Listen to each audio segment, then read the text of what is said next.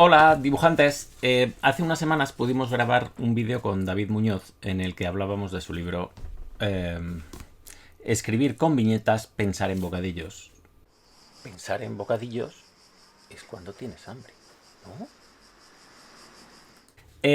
Hicimos un vídeo, quedó estupendo, eran 2 horas, pero el audio solo se grabó de la mitad y solo tenemos la primera hora. Pero la primera hora ya está bastante bien. Hablamos un poco de la génesis del libro y de lo que nos podemos encontrar allí. Yo hago mucho hincapié en este libro porque me parece que es súper interesante. Es una herramienta perfecta para cualquier dibujante que quiera conocer los fundamentos de lo que es la escritura de guiones. La característica principal de este libro es que te explica todo lo que necesita saber un guionista, más allá, no solo ya en cuanto a guión, sino a lo que se va a encontrar en su trabajo diario como guionista de cómics. Está muy bien, tiene anécdotas y datos reales que siempre se echan en falta en otros manuales. Y vamos al mercadillo, como siempre, no puede faltar Black Hand Ironhead, disponible para descarga en panelsyndicate.com. Si lo quieres en español, en Astiberri Comics. Si lo quieres en francés, en Urban Comics. Si lo quieres en inglés, en italiano, en Panini Comics Italia. Y si lo quieres en inglés, date prisita porque el pre-order cierra en 2 semanas. En Image lo tienes. Igual a ver si me acuerdo y pongo el numerito debajo. ¿Qué más tenemos? Tenemos la letra Marcinelle de Fando Fonts, que igual no he visto una tipografía con más variantes. Es una maravilla. Es muy bonita. Es una letra que recuerda mucho a los cómics franco-belgas y vamos, o sea, todas las variantes que puedas necesitar. También, ya que vas a su web, que va a estar aquí, ya que vas a su web, pues te bajas también la letra Fontaise, que es la tipografía que usa Albert Monteis, que es preciosa y que solo con esa fuente ya tienes para todas las necesidades de rotulación que puedas necesitar. ¿Qué más tenemos? Tenemos el Kickstarter de Maddie, Once Upon a Time in the Future.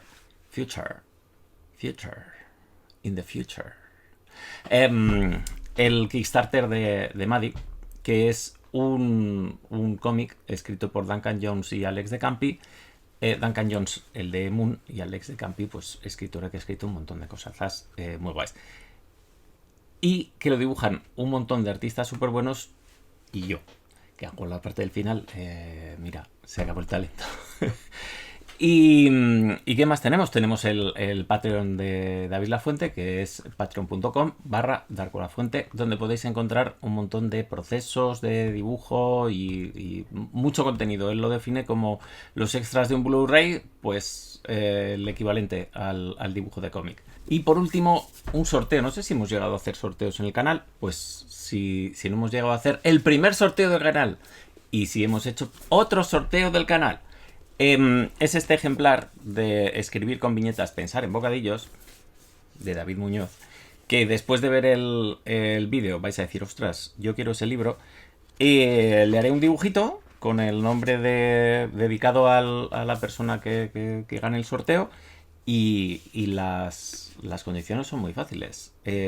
Tenéis que seguir a David Muñoz en su Twitter, @dmp-guionista, aquí escrito, DMP-guionista, DMP-guionista, y decir, pues, decirle hola o cualquier cosa que queráis decir, y sobre todo poner el hashtag pensar en bocadillos. Bueno, pensar en bocadillos también es un poco cuando tienes hambre, ¿no? Pensar en bocadillos. Seguir a David Muñoz en Twitter, hashtag pensar en bocadillos, antes del día 10 de junio. Ahí ya pues cogeremos del hashtag y sortearemos a ver a quién le ha tocado y se lo enviaremos. Y como esto es un sorteo que hago yo, si lo tengo que... Yo, a ver, nuestros oyentes de América Latina, pues guay a tope. pero si tengo que enviarlo hasta allá, me va a suponer un quebranto. ¿Que gana alguien de allí? Guay, súper bien, pero lo voy a pagar yo, o sea, participar.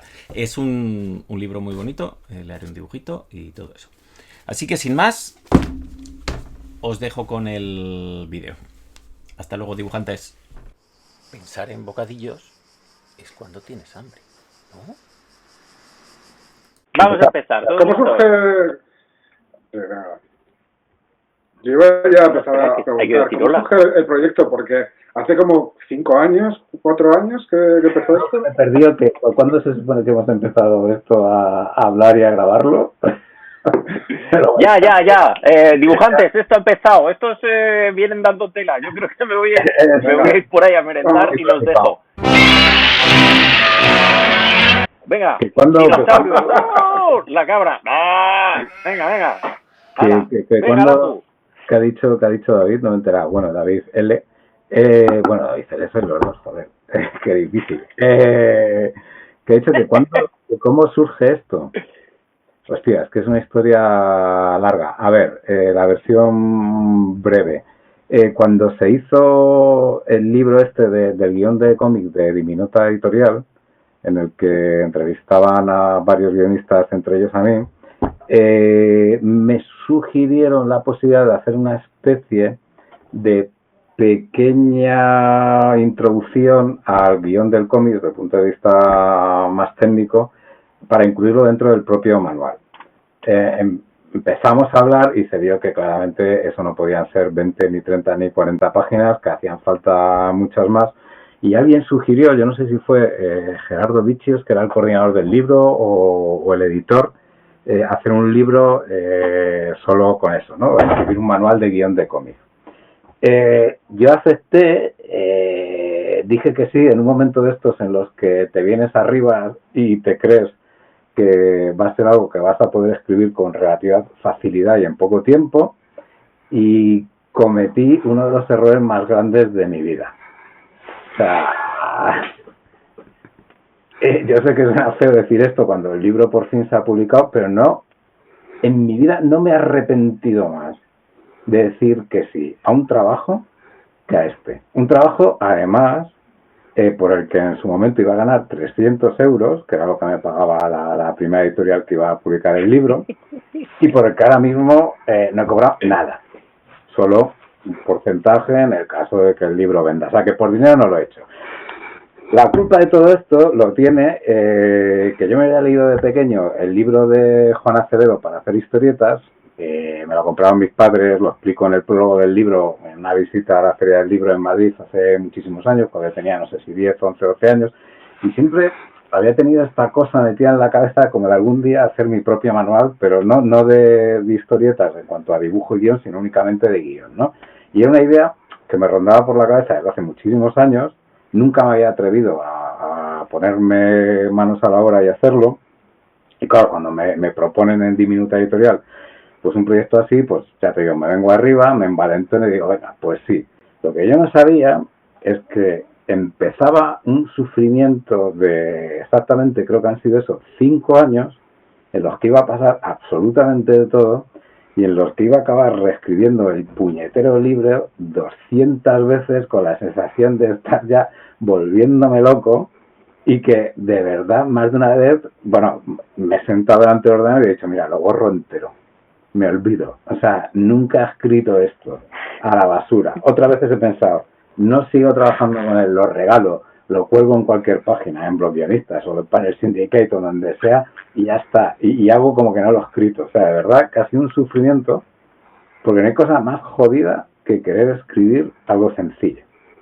O sea, es una de esas cosas que yo ya sabía, pero se me había olvidado. Es que y he vuelto a redescubrir. A mí me dijiste, no, esto es una cosa sencilla, es un manual de guión para cómic muy sencillo, muy básico y tal y cual. Y claro, yo esto me lo estoy leyendo con lapicerico y tomando notas con todos los márgenes apuntados. Y es que, claro, traes ahí notas de todo el mundo, tocas todos los palos de cómic y a cada cosa que quieres explicar, Tipos de publicación.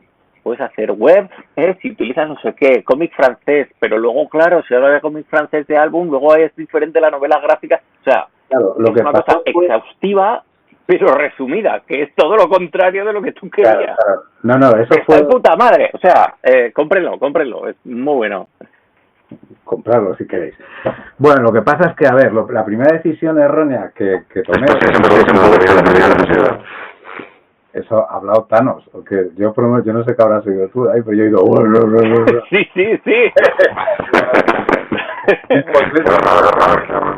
Satán. Breaking the law. Madre mía. Un chiste terrible diciendo que era un producto de primera necesidad. Bueno, yo os cuento, la primera decisión errónea que tomé, o acertada, no sé, dije, venga, voy a releer todo lo que tengo en casa sobre guión de cómic para poder extraer citas interesantes para el libro. Y claro, eso fue un proceso que ya me llevó meses. O sea, aparte, pues imagínate, coger todos los comic journal que tengo en casa. También dije, voy a leer cosas que no he leído y esta es la excusa, por fin, para hacerlo, ¿no? Por ejemplo, el libro de entrevistas con Hergé, que la verdad es que me sorprendió mucho y está realmente bien, no sé si lo habéis leído. El típico libro que tienes en casa desde hace 20 años sin leer y de pronto dices, joder, pues venga, este es el momento y me lo leo, ¿no? También me leí libros muy flojos, pero por esta cosa de decir, joder, no puedo escribir mi manual de cómic sin haber leído libros que para mucha gente seguramente, sobre todo si te interesa el cómic de superhéroes, son de referencia. Por ejemplo, el de Brian Bendis, ¿no? Que es un libro muy flojete, sorprendente, viniendo de alguien que sabe tanto como sabe sobre el guión de cómic y que además ha escrito artículos bastante interesantes o reflexiones bastante interesantes a veces en el correo, ¿no? De sus cómics sobre cómo se escriben los cómics, ¿no? Y que sin embargo luego el libro, pues hombre, es bastante superficial, ¿no? Yo que sé, libros que tenía por casa que tampoco me han vuelto loco, pero que sí que tienen ideas interesantes, como el de Denny O'Neil, me parece recordar, ¿no?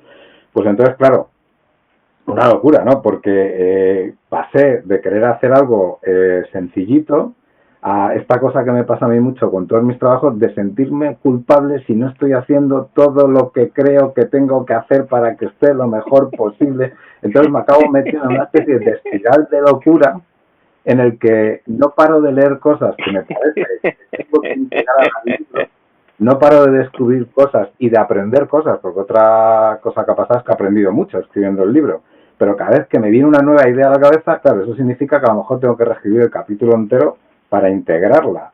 Y de hecho, reescribí capítulos enteros 2 días antes de mandarlo a imprenta, ya cuando lo iba a publicar Spop, ¿no? Entonces, claro, el problema no ha sido solo tener que escribir un manual de cómic y sintetizar toda esa información, sino mi naturaleza absolutamente obsesiva, que me ha llegado a tenerlo acabado en teoría 5 veces y a reescribirlo completamente después de todas esas ocasiones en las que había dicho que estaba terminado. O sea, llega un momento que mi pareja me decía, mira, por Dios, acábalo de una vez. Y si no seguís retocando, fue porque Oscar Palmer, el editor que por fin ha editado de Spop, me dijo, mira, ya está bien, ya está.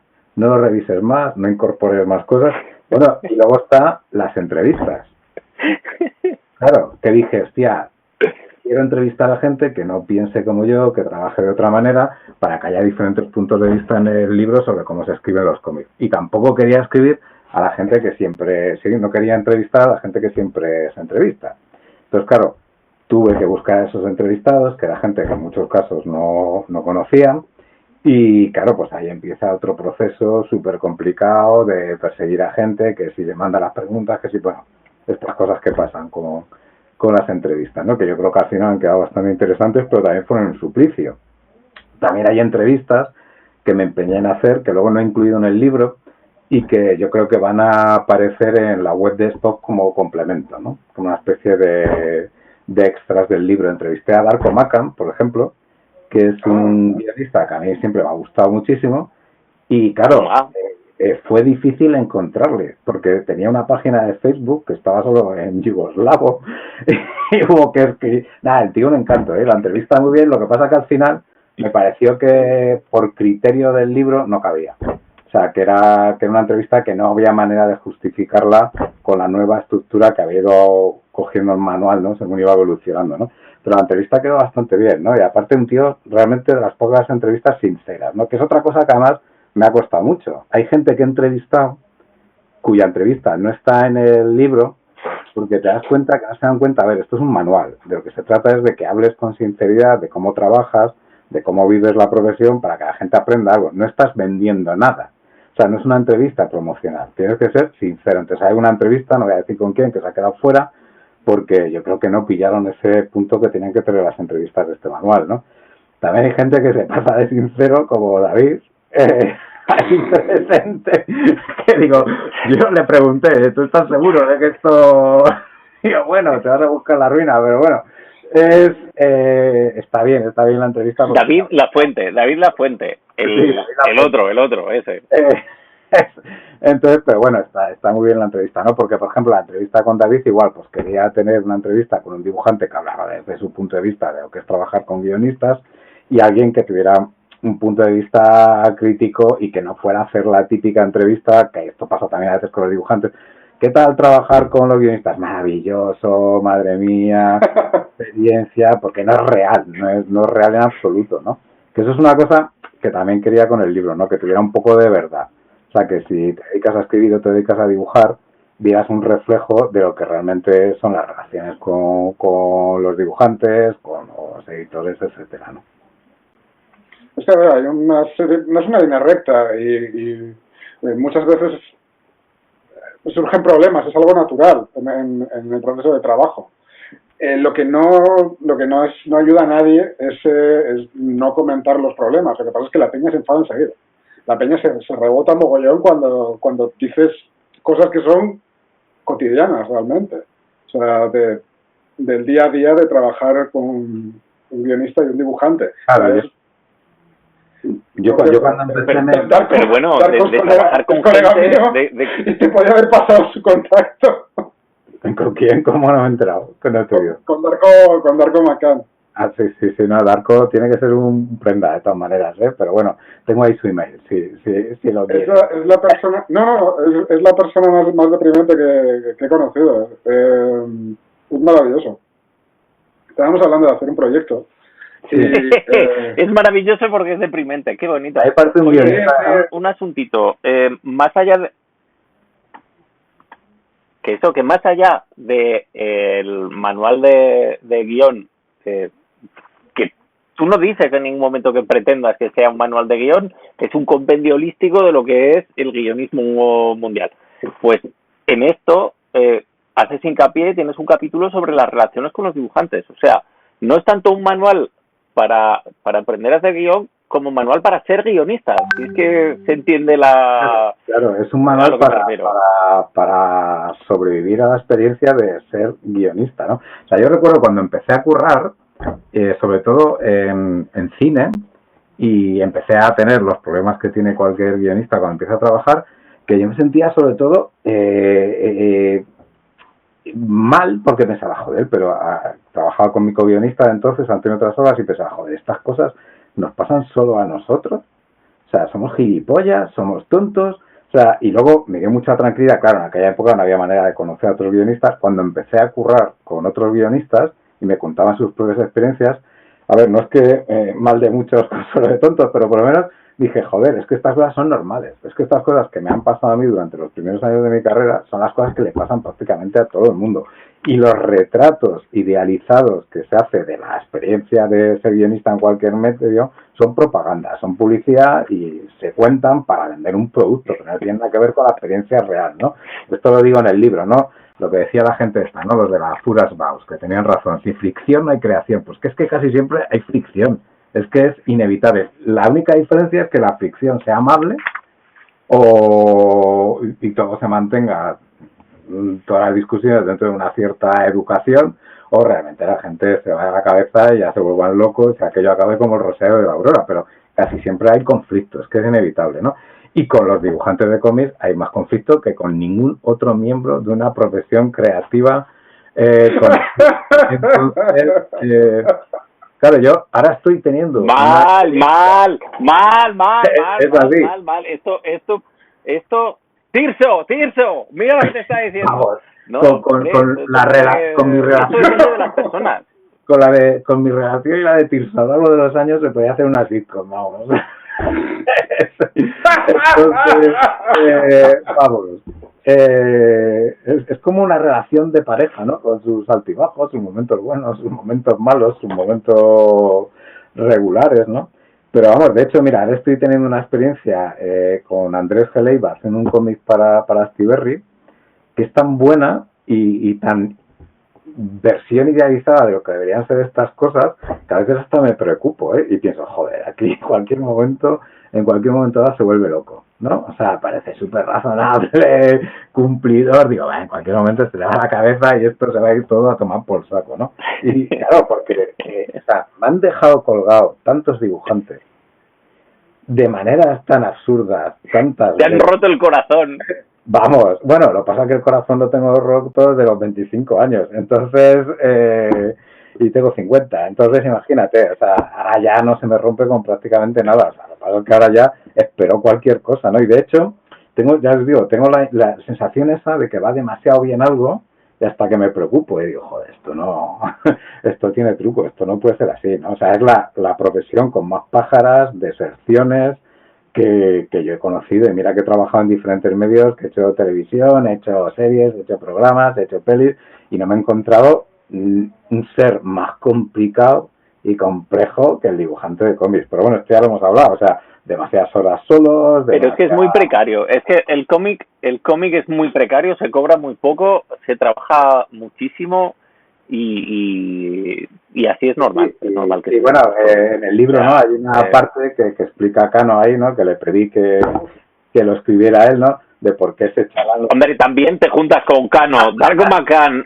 David Lafuente, coño, uno alegre, búscate uno alegre. Bueno, Montéis, pero Montéis alegre. Hombre, Montéis yo no he currado con él, pero parece un ser así como centrado y equilibrado, ¿no? Esa impresión da, ¿no? O sea, no se sabe que haya... Y ya has visto lo de las tiras de autobiográfico que se hace.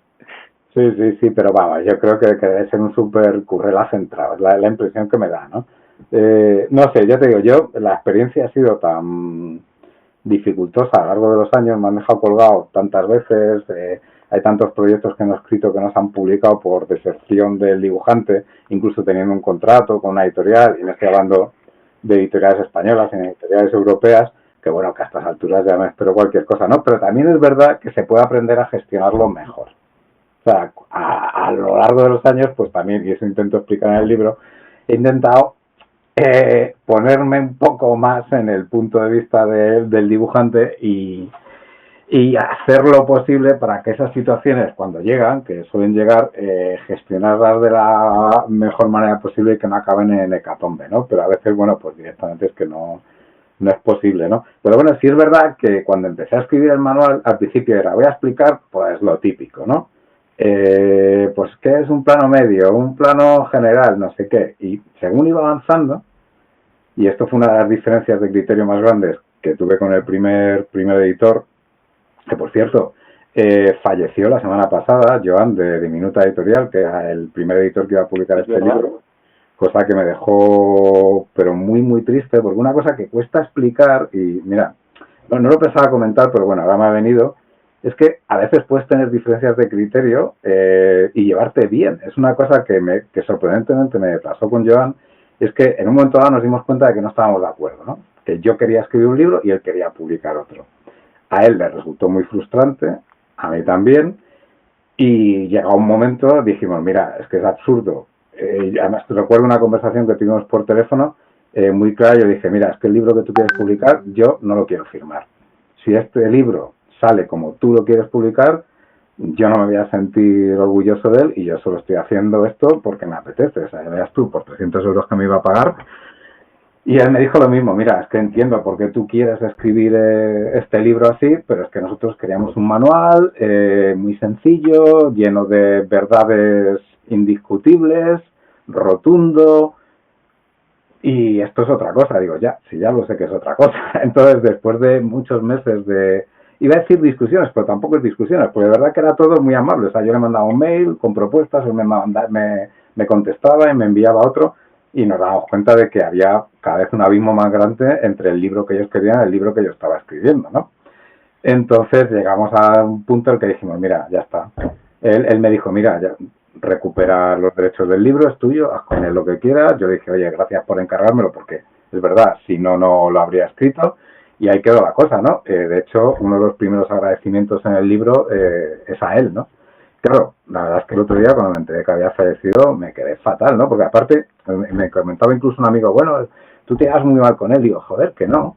O sea, es que la gente no lo entiende. O sea, tú puedes estar en desacuerdo y si la persona que está al otro lado no se tiene por qué convertir en un tema personal y desagradable. Es que, a ver, es que objetivamente era cierto. O sea, es verdad que yo Pero había pasado...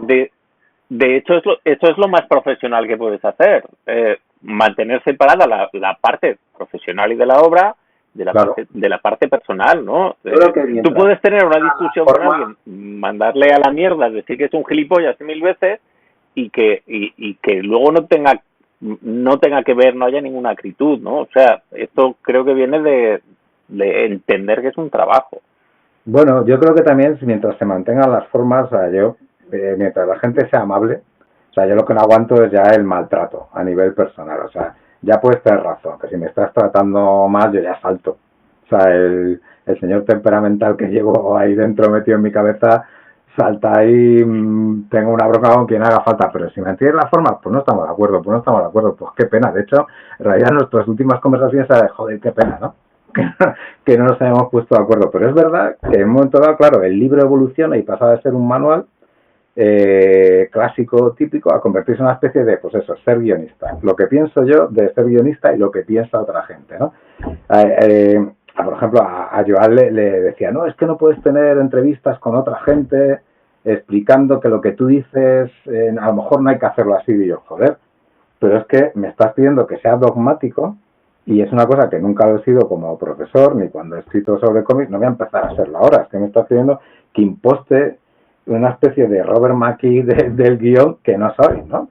Entonces, claro, y así todo, ¿no? Entonces, la idea era publicar un manual sencillo, muy claro, muy rotundo. Pues claro, es que no es eso, es que es otra cosa. En realidad es una especie, pues sí, es un manual, tiene una parte técnica en la que se habla pues estas cosas, los planos, cómo se hacen los cómics, tal, y luego tiene otra parte que es cómo se construyen las historias, y otra que es para entender cómo es esta profesión, en qué consiste realmente ser guionista de cómic. Y eso, claro, hay que hablar tanto de dónde se puede trabajar como de cómo se trabaja, por lo que te has dicho antes, ¿no? De cómo son las relaciones con los dibujantes. Y todo eso me fue pareciendo cada vez más importante, aunque también voy a explicar que la gota que colmó el vaso fuiste tú, David López.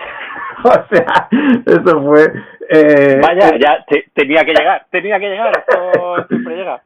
La cuestión es que lo que es ahora un epílogo del libro, que es la historieta de David, en la que habla de la relación que tuvimos mientras la asesoraba escribiendo su cómic, el Black Hand Ironhead. ¿Escribiendo cuál? ¿Me estás hablando de Black Hand Ironhead disponible en descarga? Pagando lo que quieras para el Syndicate. O comprándolo si lo quieres en español en Astiberri, si lo quieres en francés en Urban Comics y si lo quieres en italiano en Panini Comics. Hablas de este libro en el que me asesoraste y al que le debo la realidad de este libro. Yo cada vez que lo enseñas siempre me acuerdo todavía de que hay cosas que cambiaría del último número, ¿eh? Lo de la mala y tal, lo veo y digo... Pero bueno, la cuestión es que hiciste... Sí, pero cada uno tiene su punto. Yo tengo un momento en el que ya basta y sigo con mi vida. Sí, yo reconozco que no, yo tengo un punto obsesivo, ¿eh? O sea, todavía en mi mente lo veo en las librerías y pienso, vaya, esto se podría haber cambiado. Bueno. Vaya mierda. No, está muy bien. Entonces, la historieta que hiciste de prólogo, que lo ha acabado siendo epílogo, claro, se la mandé al que iba a ser el editor y cuando la vio, eso fue superior a sus fuerzas, ¿no? O sea, le pareció como que ya su idea de un manual serio, contundente, lleno de verdades absolutas, que fuera una referencia indiscutible en el mundo del guion de cómic, se ha ido ya a la mierda. Era como, no me lo dijo así, porque de verdad que él era muy amable, era, ¿pero qué es esto, no? O sea, esto no. Y yo dije, pues, hasta aquí hemos llegado. O sea, porque claro, yo cuando leí el prólogo pensé, joder, es ideal, porque, hostia, que te rías un poco, porque los manuales siempre son un poco áridos, joder, pues yo qué sé, quitarle un poquito de gravedad y que no nos olvidemos. A ver, el manual que tienes como árido, divertido, ¿no? El manual árido es el de McKee, que ya le hemos nombrado, que es un espanto. Hay que conocerlo, hay que entenderlo, pero luego quemarlo en una hoguera hasta el final de los días. Sí, hombre, el de McKee, yo nunca he terminado de leérmelo, me resulta muy leño y sobre todo, pero no por lo que cuenta, que yo lo que creo que lo que cuenta es interesante, sino por cómo lo cuenta, ¿no? Su estilo, su forma de contarlo, que es absolutamente irritante, ¿no? Entonces, bueno, otra cosa que pasó con el manual es que, claro, yo tampoco acabé escribiendo lo que dije que iba a escribir, o sea, también mi primer editor tenía razón. O sea, yo le había mandado una escaleta del libro que habíamos consensuado y que él había aprobado, y luego, según me ponía a escribir, se me iban ocurriendo cosas y la iba cambiando, y aquello cada vez se parecía menos a lo que había prometido que iba a escribir. También el problema fue, claro, que es que escribir un manual de este tipo es un trabajón enorme, y yo en mi caso, pues claro, lo tengo que compatibilizar con otros trabajos. De hecho, claro, yo empecé a escribir el manual cuando estaba trabajando en una serie que emitió Antena 3 y produjo Bambú, que se llamaba La Embajada, y yo recuerdo que yo pensaba en mi ingenuidad que iba a terminar de escribirlo antes de que acabáramos de escribir los capítulos de aquella primera temporada, ¿no? Que fue la única, porque no hubo más, ¿no? Y 5 años después todavía lo estaba reescribiendo. O sea, que imaginaos mi capacidad para prever cómo iba a ser el proceso de escritura del manual, ¿no? Vamos, que fui un ingenuo absoluto, ¿no? Y de ahí luego, bueno, la desesperación y los momentos de, hostia, no puedo más con esto, ¿no? A ver qué dice la PU. A ver, habla. La embajada, pues ya no me acuerdo ni qué año fue. O sea, sería el 2015 o... 2015. Por ahí, ¿no?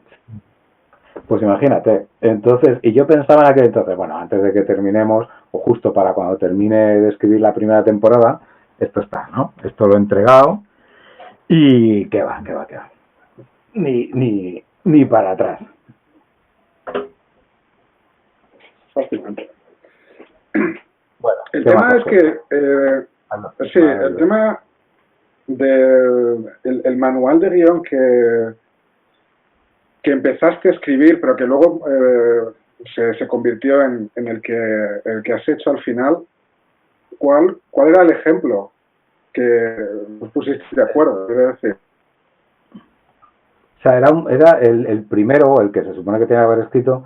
En realidad era un manual como más seco, ¿no? Más de, pues eso, conceptos que tiene que manejar un guionista de cómic. Todo era mucho más básico, mucho más elemental, y había menos punto de vista personal sobre cómo deben o no hacerse las cosas, que lo que ha acabado siendo al final. No había tampoco entrevistas como las que he acabado incluyendo. O sea, era una cosa más manual sencillito, hubiera tenido muchas menos páginas también, y mucho más claro. O sea, yo creo que lo que querían diminuta era, bueno, pues si hay un niño que de pronto quiere hacer cómics, pues esto es el manual que le comprarían a sus padres, ¿no? Y al final de acuerdo. Algo que no tiene nada que ver con eso, ¿no? Es que, los libros de referencia de cómo hacer cómics son el manual de Scott McCloud, los que hizo Will Eisner, y para de contar. Este no está tan alejado en cuanto al de, por ejemplo, el de Scott McCloud, porque el primero, porque es, en parte, explica cómo funcionan los cómics, o sea, cómo funciona la escritura, pero también pues habla de diferentes aproximaciones al trabajo, etcétera, etcétera. O sea, es como va en un montón de direcciones. No sí, es yo el de un libro McCloud me lo volví a leer. Sí, yo el de McCloud me lo volví a leer. Bueno, me leí los dos mientras estaba... También me leí los de Eisner otra vez, me había olvidado antes comentarlos, pero vamos, es que me volví a leer prácticamente todo lo que se había publicado, por lo menos lo que yo tenía que se había publicado. Y también me compré otros cuantos. Hombre, yo lo que vi, que manual específico sobre guión tampoco había demasiado. También me leí en su momento el de Peter David, ahora que recuerdo. Bueno, es que yo creo que me los he leído casi todos, a lo mejor hay alguno que se me ha escapado. Que el de Peter David también bastante flojo, ¿no? Pareciéndome muy un guionista y además un señor que también ha escrito cosas interesantes sobre cómo escribir cómics, luego se ponen a escribir un manual. Y bueno, yo la conclusión a la que llegué, que no sé si es justa, es que eran cosas escritas muy rápido. O sea, que tanto el de Peter David como el de el Brian David, es que dices, vale, no, es que no se puede hacer esto tan rápido. Al final se ve como que sueltan las 4 ideas así primeras que tienen en la cabeza y no profundizan nada en nada, ¿no? Pero vaya, que tampoco me encontré ningún referente claro que seguir o imitar, ¿no? Porque incluso, pues por ejemplo, el libro de Acevedo, que tanto me impactó cuando era chaval, pues es para hacer cómics. O sea, básicamente es para escribir y dibujar, y manual específico sobre guión no había tanto, ¿no? Pero bueno, de todas maneras, con lo que más sufrí de todo, pero que fue un puñetero infierno escribirlo, fue la parte inicial sobre conceptos generales de escritura dramática. Porque era como coger... Hombre, pero es que eso está todo súper reducido, dejado, claro, masticadito, dejado a lo justo, con citas y con todo, en 30 páginas, es un manual perfecto. A mí eso me resultó de un penoso escribirlo, no sé la de veces que lo he ampliado, reducido, reescrito, revisado, o sea, hasta chalarme, o sea, una cosa...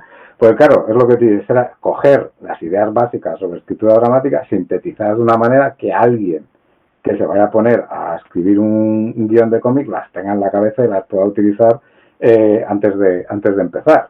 Que es otra cosa que también discutí con mi primer editor y conmigo mismo, ¿no? Porque dices, coño, es que hay cosas que son comunes a la escritura en cualquier medio y las tienes que saber, o sea, no puedes escribir un manual de guión de cómic e ignorar todas estas cosas que son comunes a la escritura de cine, a la escritura de televisión e incluso en algún aspecto hasta la escritura de obras teatrales, ¿no? Entonces, eso fue, dificilísimo y bueno, sobre todo porque aparte, por un lado, tampoco quería obviar que tampoco son verdades absolutas, o sea, que para todas esas reglas de la escritura dramática, pues hay cosas que se escriben que no tienen nada que ver con ellas o que las ignoran, ¿no? Entonces, el cómo incluir eso me resultó agotador. También me pasó que, claro, mientras estaba escribiendo el libro y daba clases y daba charlas, se me ocurrían ideas y nada más salir de la clase o de la charla las apuntaba, ¿no? Para meterlas en el libro. Porque de pronto descubría que había cosas que yo pensaba que eran ciertas, que en realidad contradecían lo que había pensado previamente sobre determinado aspecto de la escritura. O sea, en estos 5 años a veces me descubría estando en desacuerdo conmigo mismo y viéndome obligado a reescribir un capítulo porque de pronto había llegado a una conclusión que no tenía nada que ver con lo que había escrito hace 3 años. Entonces, bueno, una chaladura absoluta, ¿no? Y luego, claro, todo eso, cómo sintetizarlo y contarlo de forma breve, pues fue un poco agotador. Ya os digo que la sensación más habitual que he tenido mientras lo escribiera, hostia, ¿por qué, no? O sea, luego ya cuando lo vi, cuando me pasó el editor final, Oscar Palmer, de Spock, los ejemplares, pues sí tuve ese momento, ¿no? Que es muy breve, como de satisfacción, que lo miras y dices, guay, ¿no? O sea, y lo puse ahí con los otros manuales de guión o de escritura que tengo y dices, hostia, qué bien, ¿no? Pero eso dura muy poco, ¿no? O sea, es una satisfacción muy breve y luego encima, claro, el confinamiento.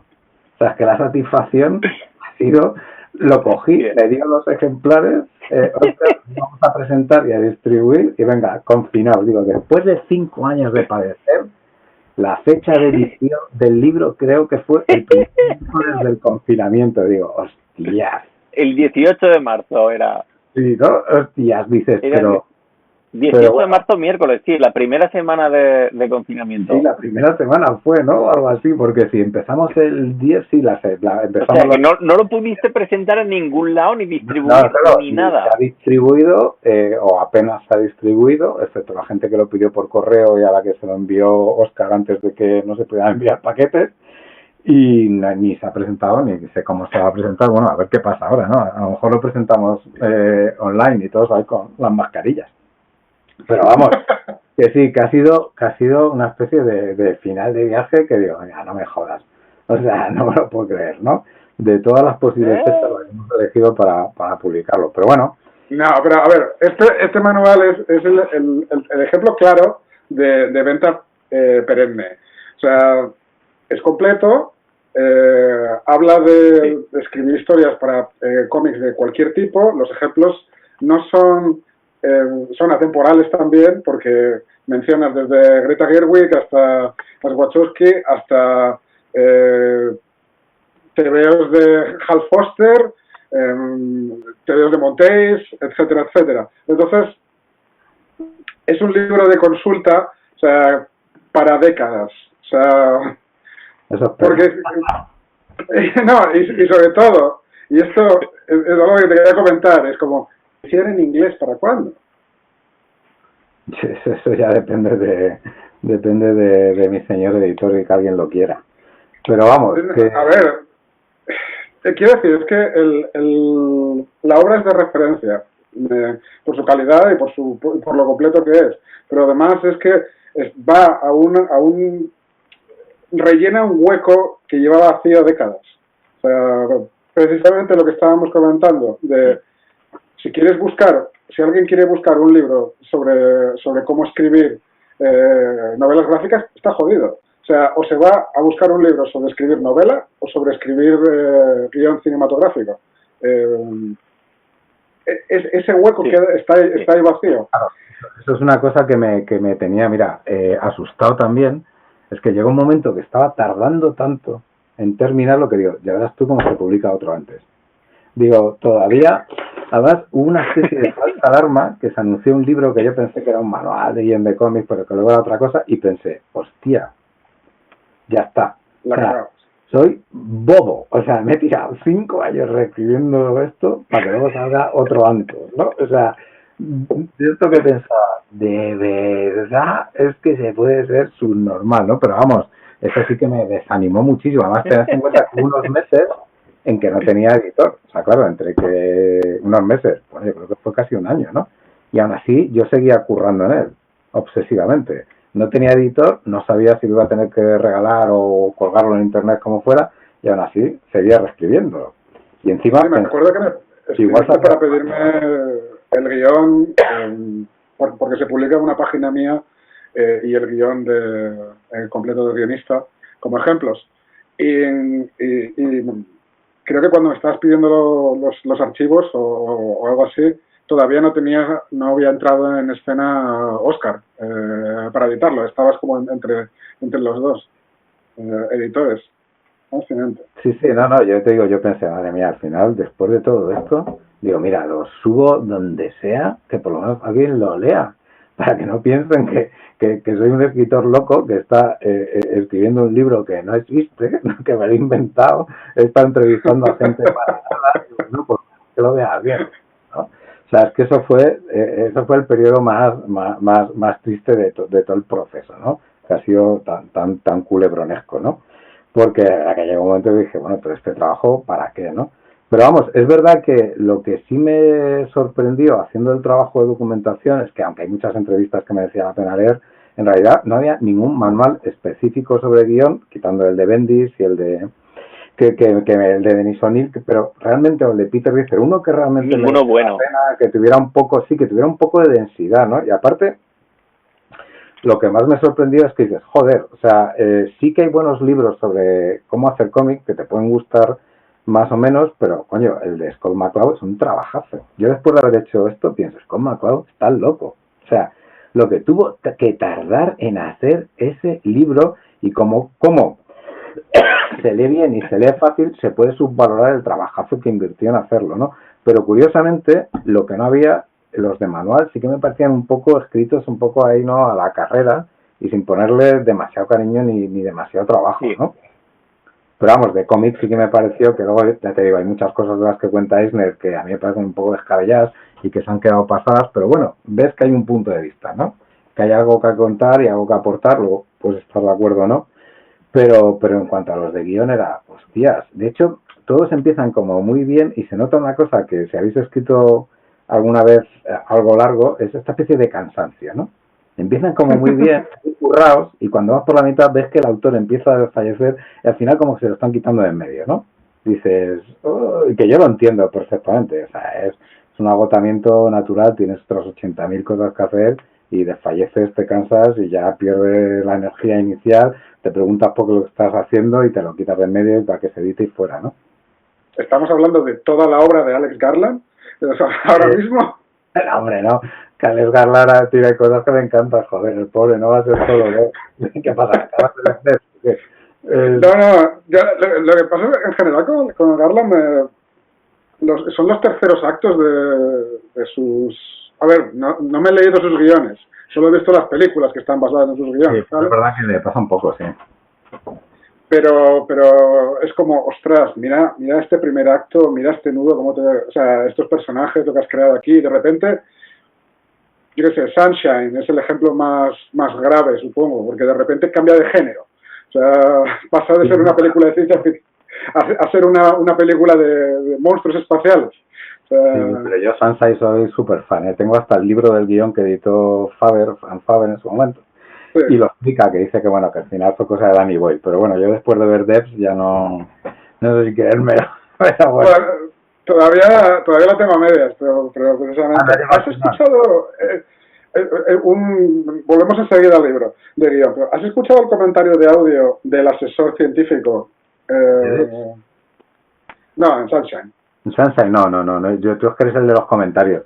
Yo no, ya no escucho tanto.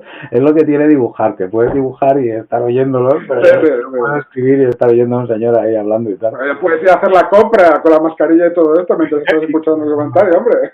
No, y además mi inglés no es tan bueno como para estar oyéndolo ahí. Hombre, salir a hacer la compra con la mascarilla, los cascos, las gafas, los guantes, tío, a mí no me da.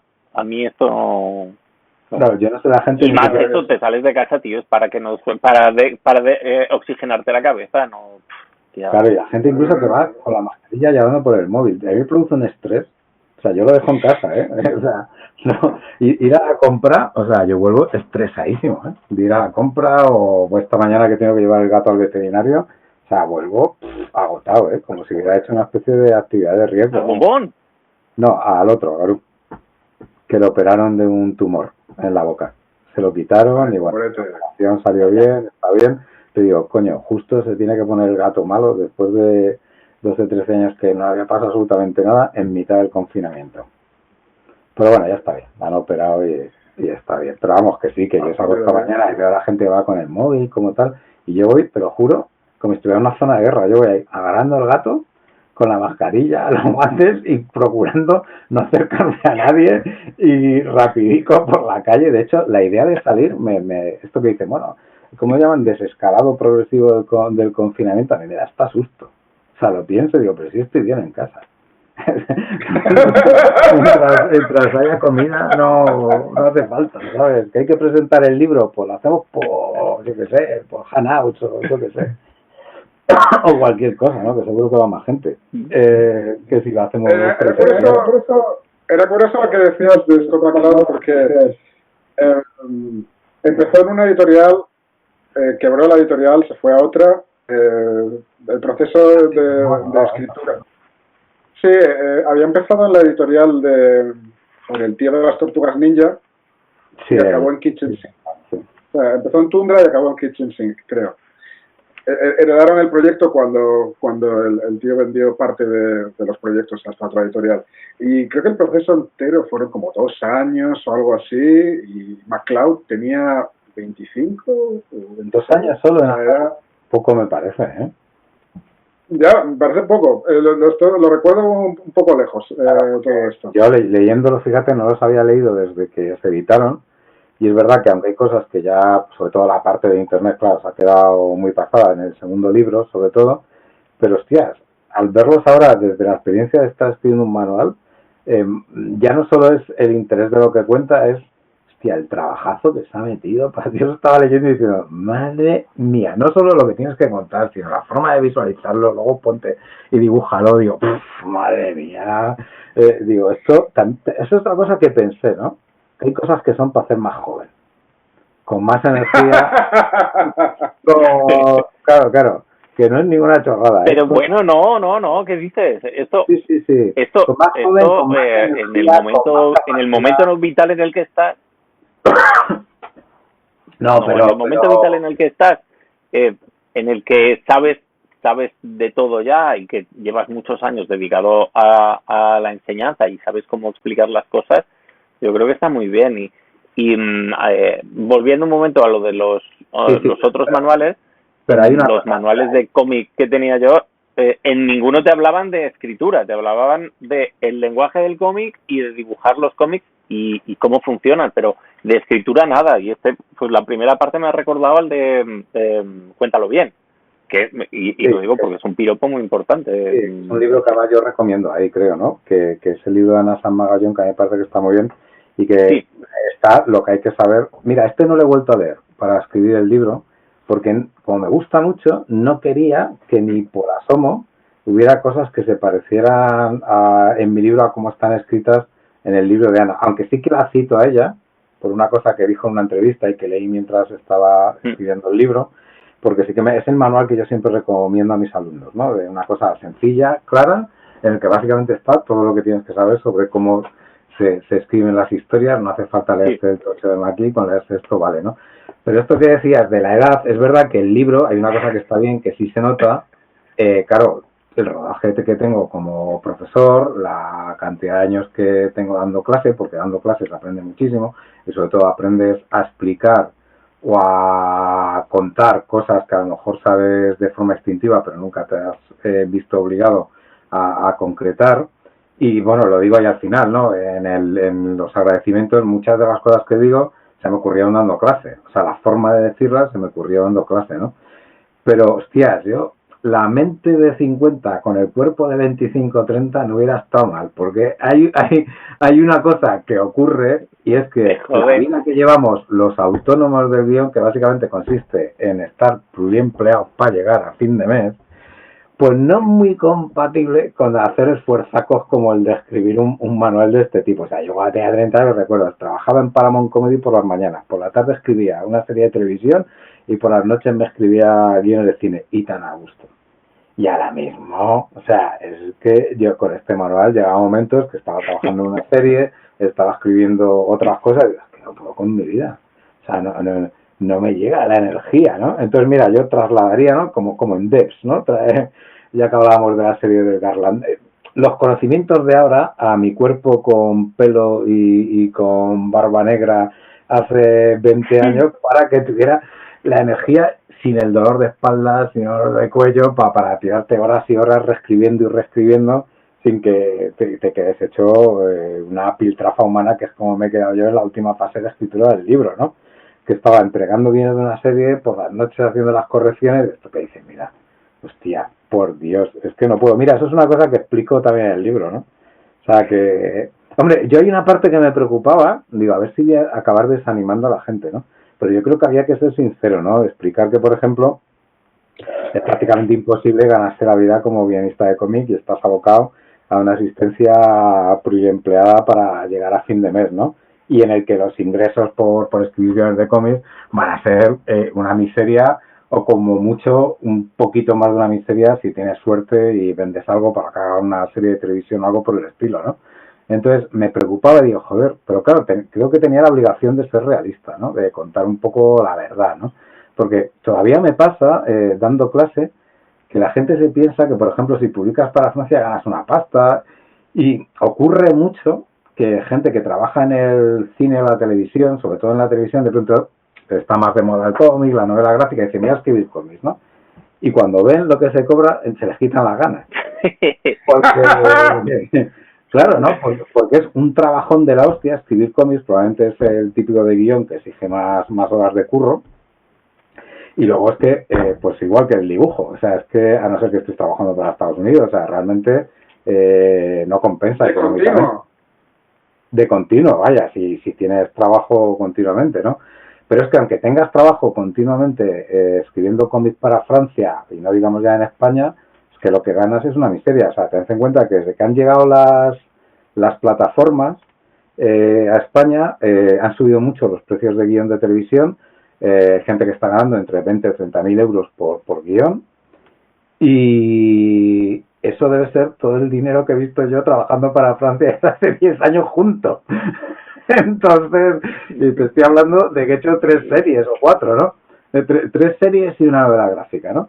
Entonces, hostia, claro, es que si lo valoras desde el punto de vista económico no tiene sentido, ¿no? Es una cosa en la que también insisto mucho porque me parece que hay que ser realista, ¿no? Entonces, cuando se viene pensaba que a lo mejor este es el típico manual que puede comprar alguien que viene de otro medio y que de pronto se ha interesado recientemente por el cómic, cosa que está muy bien, pero claro, con unas expectativas absolutamente irreales de lo que es la industria, haciéndose muchos cuentos de la lechera, ¿no? Y por eso también hay una parte en la que explico, pues mira, esto es lo que hay. O sea, si quieres hacer cómics porque tienes libertad creativa o porque te compensa, porque es un medio que realmente amas, porque desde luego buscar otro tipo de compensación es absurdo, o sea, no tiene sentido, ¿no? Hablaba hace poco, ¿no?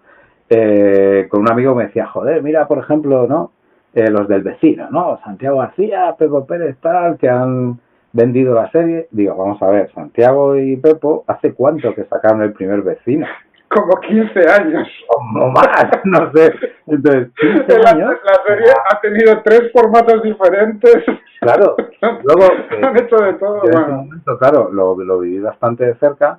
Ellos han tenido ofertas para hacer películas varias veces que no salieron. Han tenido ofertas incluso para alguna posible serie de televisión que tampoco salió. Y por fin, después de muchas vueltas y revueltas y de mucho padecer, sí es verdad, tienen una serie en Netflix y espero que les haya compensado económicamente y que les hayan pagado bien, ¿no? Pero claro, eso es una lotería. Lo mismo te toca como que no te toca, ¿no? O sea, puede ser que vendas una vez un proyecto, no vuelvas a vender otro en tu vida y que ahí quede la cosa, ¿no? Entonces, plantearse, que es una cosa que además yo odio con toda mi alma. Es que además estoy en un periodo de talibán de la creatividad que no se me puede aguantar. Claro, esta gente que dice, voy a hacer un cómic, ¿no? A ver si luego vendo los derechos. Esta cosa de creerse marmilar, ¿no? Que es una cosa que explico también en el manual, ¿no? Hostias. Y así salen todos esos cómics que no parecen cómics, ¿no? Que parecen como pilotos malos de series de televisión, ¿no? Hostia, mira, eso es una cosa que, por ejemplo, me gusta mucho de Marcos y Brian Vaughan, Marcos Martín. Todos los proyectos que han hecho para el Syndicate son re locos, si lo piensas un poco. Y sin embargo, han vendido los derechos de todo. O sea, en ningún momento tiene la sensación de, bueno, están haciendo un proyecto facilón que parece una especie de piloto de serie de televisión, a ver si así... No, han hecho cosas remarcianas. Quizá en ese sentido el más convencional es el de Marcos ahora con Brubaker, ¿no? Pero porque Brubaker en ese sentido es un guionista que ya de por sí escribe ese tipo de cosas. No es que esté forzando su escritura para intentar vender algo, no, es que él escribe ese tipo de cosas, ¿no? Y luego cuando ha escrito una serie de televisión ha sido todo lo contrario, una marcianada de la hostia, ¿no? Aquí son películas, ¿no? Entonces, pero hay que darles un premio a los showrunners por coger a Ed Brubaker, no para escribir nada de policíaco o algo así, sino el puto Westworld. O sea... Bueno, él está ahora ahí también, ¿no? Sí, sí. Entonces, ya te digo, a mí ese punto de vista, ¿no? De no, voy a hacer cómics a ver si así consigo. Y me pasa mucho, ¿no? Que me escribe mucha gente, ¿no? Tengo un guión de cine que no he conseguido vender, esto podría ser un cómic, como si hacer un cómic fuera fácil, ¿no? Es una cosa que siempre me deja un poco así como alucinado, pero ¿qué os creéis? ¿Que va a ser más fácil hacer un cómic? Yo qué sé, de 200 páginas, primero encuentra un dibujante que quede bien, escribe... O sea, ¿qué me estás contando? O sea, pensar que es una especie de atajo o vía de acceso para llegar a otros medios, aunque a veces sí que ha funcionado así, pero son situaciones absolutamente excepcionales. O sea, lo de Millar no es ejemplo de nada. O sea, tú no puedes pensar que eso realmente lo vas a hacer y te va a pasar lo mismo. Es que no sé ni siquiera... No, para nada. Pero es que además lo de Miller fue hace 20 años, en realidad. O sea, la gente tampoco se da cuenta de la perspectiva histórica. O sea, esto es una etapa de la misma forma que el boom de Image con los números 1 de Youngblood y Wildcats y todo esto fue una etapa muy concreta. Esto es especulación.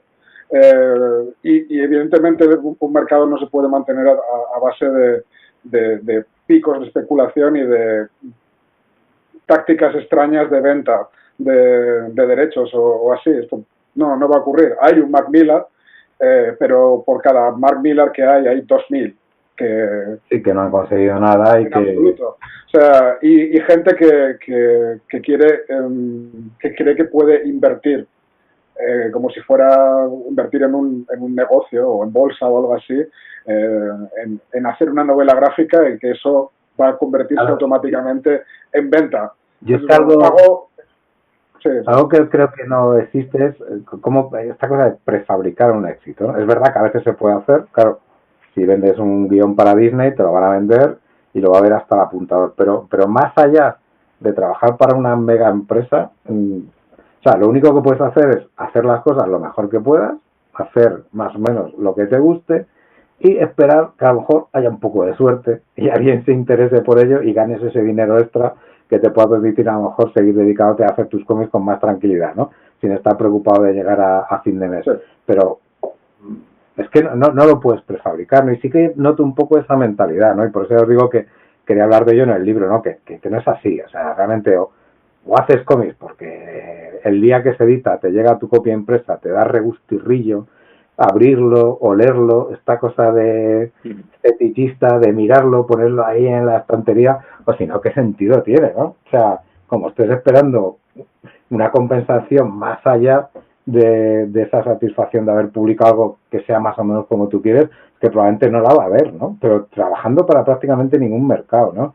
Mira, una cosa que no comenté en el libro, porque me parecía que era ya meter demasiado tema profesional, es que yo todavía estoy por cobrar negrura ni un euro de derechos de nada de lo que he publicado en Francia, por mucho que se haya reeditado. Entonces, es que claro, la contabilidad, los royalties y los contratos. Claro, no. Estamos hablando de mercados ultra opacos para eso, que te mandan unas liquidaciones, donde hacen verdaderas filigranas para no pagarte nada más de lo que ya te han pagado. O sea, me ocurre otra palabra que no es opaco para ese tipo de... los tácticas empresariales. Sí, es la hostia, ¿no? Entonces, claro, hacerse películas, cuentos de la lechera, pensar que vas a hacer cómics y de pronto no lo has petado en el mundo del cine o de la televisión y gracias a eso, hombre, a lo mejor tienes suerte, ¿no? Y consigues que se haga porque llama la atención de algún productor, una historia que si le hubiera llegado en forma de guión no le hubiera hecho caso, ¿no? Yo qué sé. O sea, hay ejemplos para todos los gustos, pero tener ese objetivo en mente es un poco, no sé, me parece una ingenuidad, ¿no? Y por eso también quería comentarlo en el libro. Bueno, pues todas esas cosas, al final, todo ese cúmulo de reflexiones sobre la profesión, lo que es el guionista, las expectativas que puedes o no tener cuando te pones a trabajar, según iba avanzando en la escritura, me iban pareciendo más importantes casi que contar cosas que sí que se podían leer en muchos otros sitios. Pues esto, ¿qué es un plano general? ¿Para qué se utiliza? Ese tipo de cosas, ¿no? Claro, y ahí es donde vino